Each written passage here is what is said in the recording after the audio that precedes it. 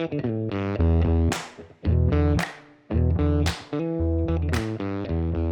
again, folks. It's John back in the studio shop. We are working on a simple router table today. This is about a quarter sheet of plywood project that sits on sawhorses. You can put it together in a hurry, you can put it away in a hurry. The first thing, if you have to watch these videos, is you do have to sit through this, which is actually my favorite part, where I get to run commentary on the original article. If you're interested in these plans, you can get them from our website, woodmagazine.com. And there's a tab at the top that says Plans, and then you go to Free Plans. So this doesn't cost you anything to download. It actually comes as 4 pages. I've put the pages you don't need to see to the back.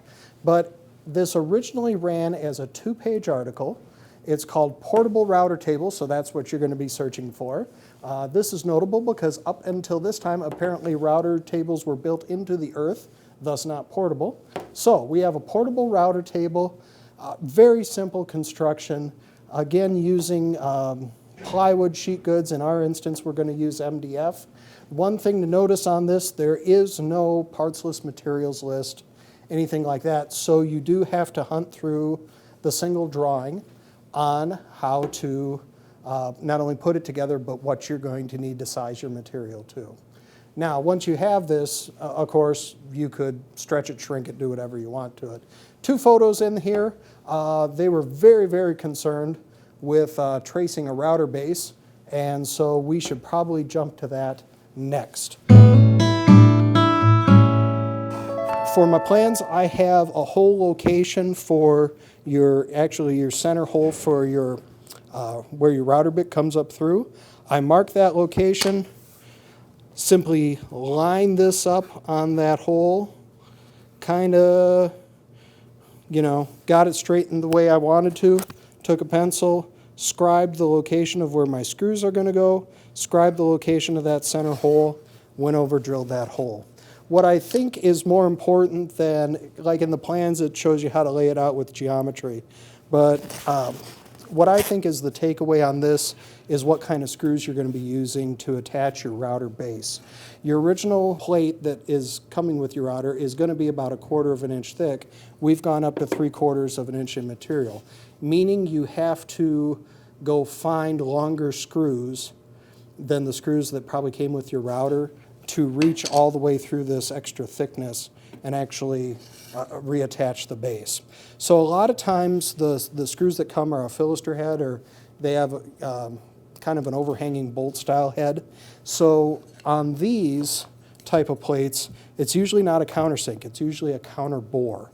The metric screws that I was able to find to go into these holes are a countersink style head. So what I'm trying to get to is, if you have the countersink style head, what we would do is take a brad point bit, drill the hole, and then come in and countersink it.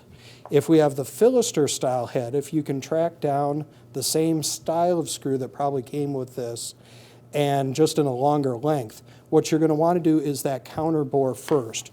So you're going to come in, counter bore down maybe 1/8 to 3/16 of an inch to provide the clearance for that head to go in, then actually drill the shank hole. So with the countersink style screw, again, I will meet you over at the drill press where we will drill our pilot hole, and then we will countersink. Typically when I'm drilling these shank holes for the machine screw to go in, I like to use a brad point bit. Very easy to line up on my center points that I've marked, and it tends to drill a little straighter, especially through this MDF. It won't have really issues at all, but if you use a regular twist drill, sometimes just getting it started, it'll wander out, and then you have to deal with the holes later.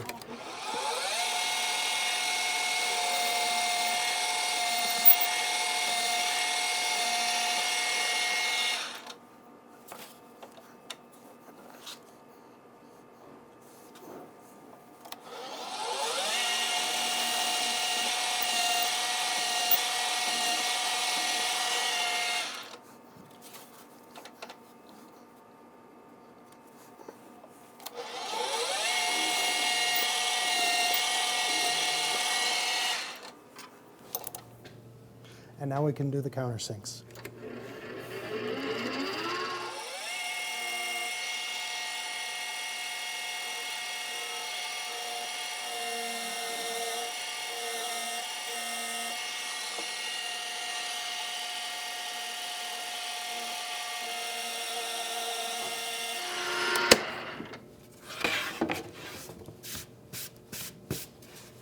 All right, back to the bench.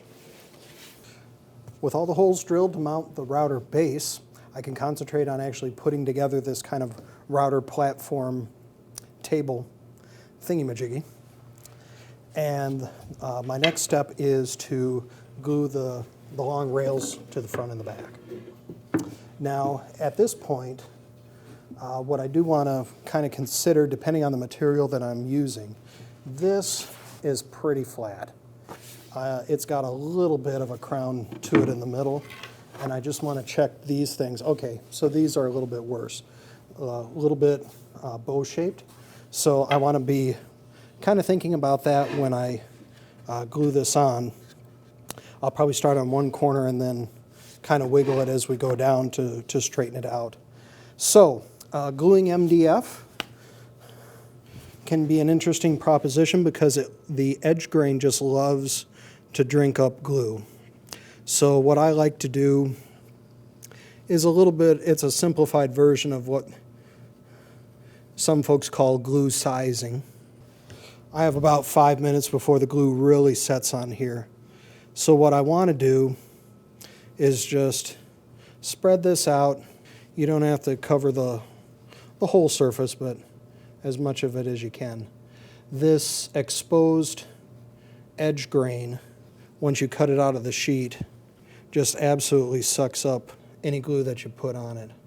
Now down here on this end, we're doing pretty good, but over here where I started, it's a little bit dry. So I'm trying to keep somewhat of a wet edge, but what I'm doing here is preloading so that when I try to glue this together, it doesn't just drink it up inside the joint and then take the clamps off and the board falls off the side. Now we'll put not a huge amount of glue, but just a nice little bead of glue right across that edge and start gluing this on. So to make my life a little easier, clamp this up in a vise. All right there. So we'll put just a little bit of pressure there just to hold that and start working our way from this end. So of course I have a low spot in the middle. I can flex this as I go down the line up and down. I mean, you could pre-drill if you wanted to and try to just screw it together, but screws in MDF have a tendency to strip out. So what I'm going to do is actually let the glue set, and then we'll drill a few holes and put screws in pretty much just as reinforcement. So we'll let that dry, and then we will put the other rail on. So the fence has 3 components. You have a base, and then you have 2 parts that make up the front face. The plans call for an 1.5-inch hole right between these parts, but on the edge of this fence. To accomplish that, and you can see I've done this once before, what you're going to want to do is actually clamp a sacrificial piece to this edge and then drill down on that seam. So I'll simply offset that, clamp these 2 boards edge to edge, and then we will bore it out at the drill press.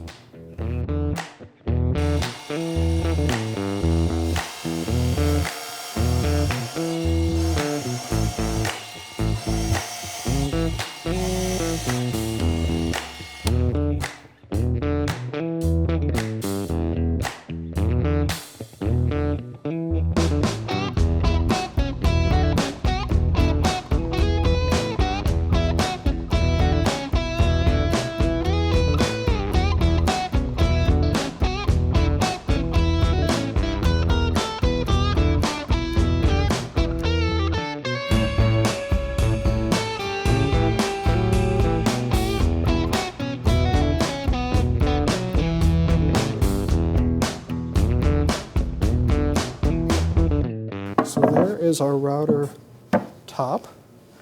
3/4 inch thick stock. We're going to go to 3/8. We're going to go at 12 and 3/8. Because what is that? 36, 34. Okay, yeah, 34 divided by 3. You're going to be at, yeah, 11.3 repeating. Gently.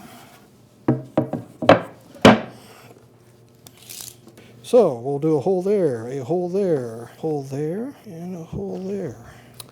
For drilling out the holes, I'm going to use a drill with countersink size for a number 8 by 1.25" wood screw. With this, I don't know if you can see it, I have my drill bit set pretty much to the length of this fastener.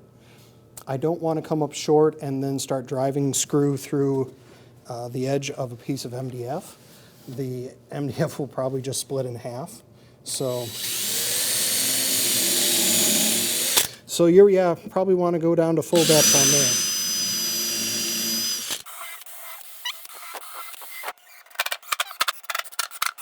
The last part of kind of the platform or the top of this build are these cleats that go on either end.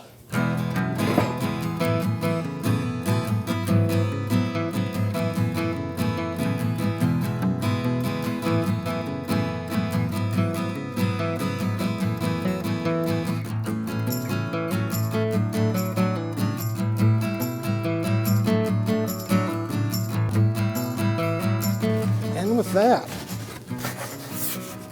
it even has its own little legs.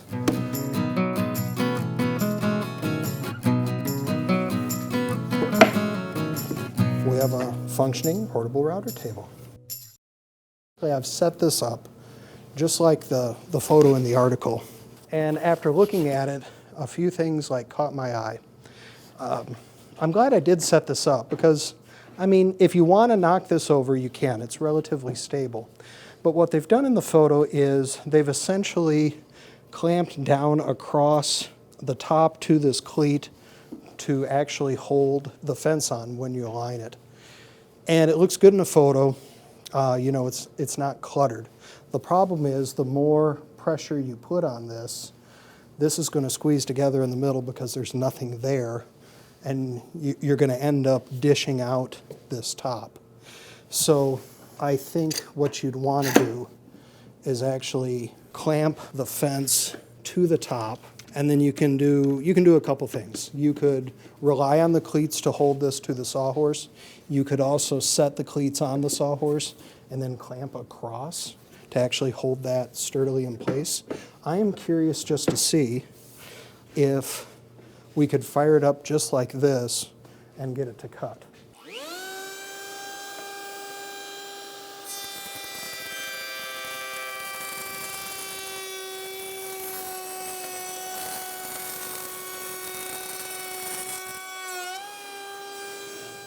All right, it does work. It's I like the length of it at 3 feet. The height of it is a little bit short because, again, we're just putting it on whatever sawhorses we have. But what what I do not enjoy is the lack of dust collection on this.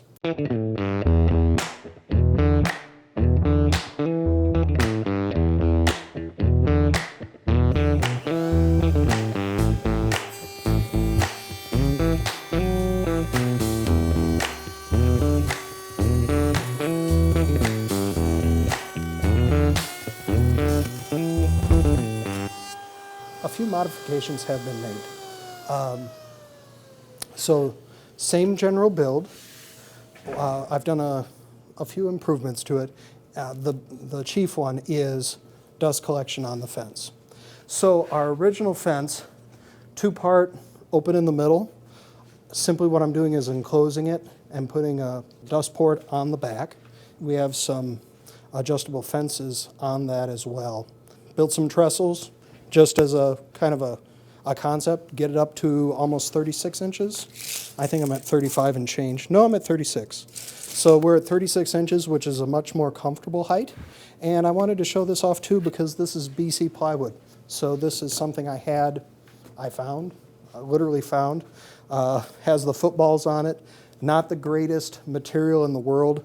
This was warped. So what I ended up doing for all my rails was I found some leftover red oak that would, when I laminated these faces to the rails, the red oak would not warp at all. It would actually hold down to that rigid, straight frame. So you're kind of building a torsion box, if you will. Still, we're clamping the fence on, but what I've done is use some table saw accessory clamps, drilled a hole in the end of this, and actually clamped it down. And you might notice as well, I've enclosed the end.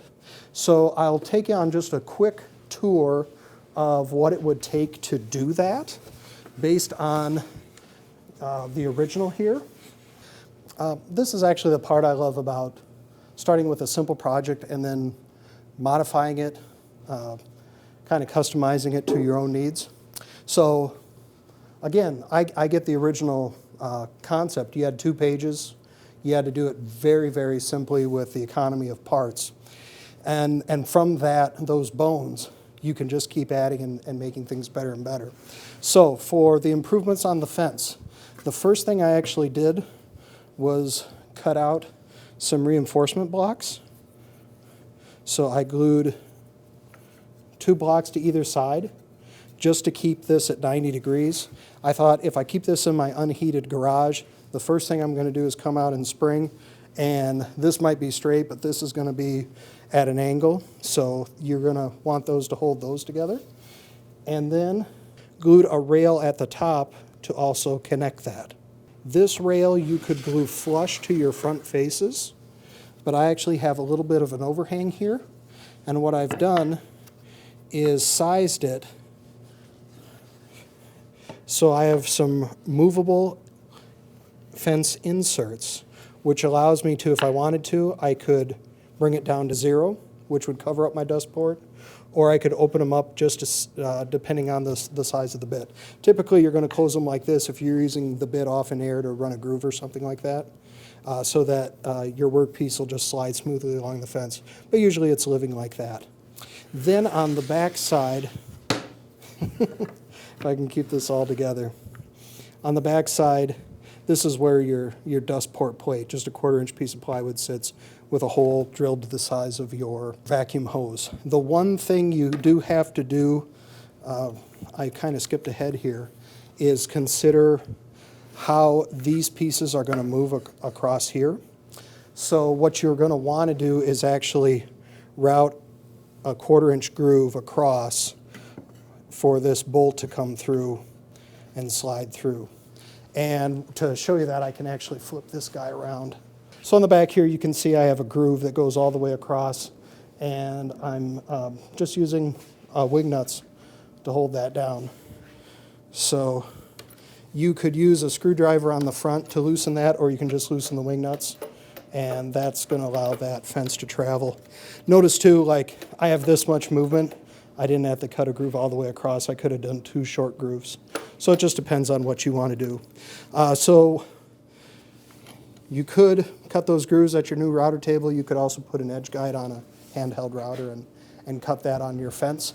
The only other thing I did was tore off these bottom cleats and did 2 things. Put a rail in the end, just like on that one, to clamp that on. And then I actually went, instead of a small cleat like that, I enlarged the cleat. So again, take this off, put a bigger cleat around the bottom. That gives you a much bigger clamping space, and it treats it more like a torsion box as well to hold it down. And the other thing about my little setup is I built my trestles large enough so I can do a double-sided portable router table setup at a comfortable height for me. So anyway, I know you folks have to go, but I'm going to keep working on this. But I think it's a neat concept, a neat project where you do have this breakdown, takedown style router table where if you had different bases or different routers, you can put it in the unit, take it apart, hang it up on the wall if you want to, or put it in a corner so it's not taking up a lot of room within your shop, and then bring it out when you need it, whether it's just a single one on a sawhorse or you're doing rail and stile or something, a project where you're using two different bits and you don't want to tear it down.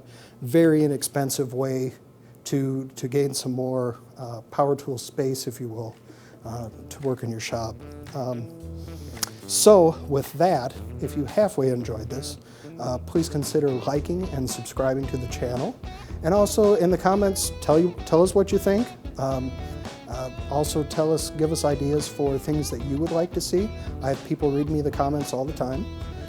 So we will go through that and see what you think. Thanks for joining, and we'll see you next time.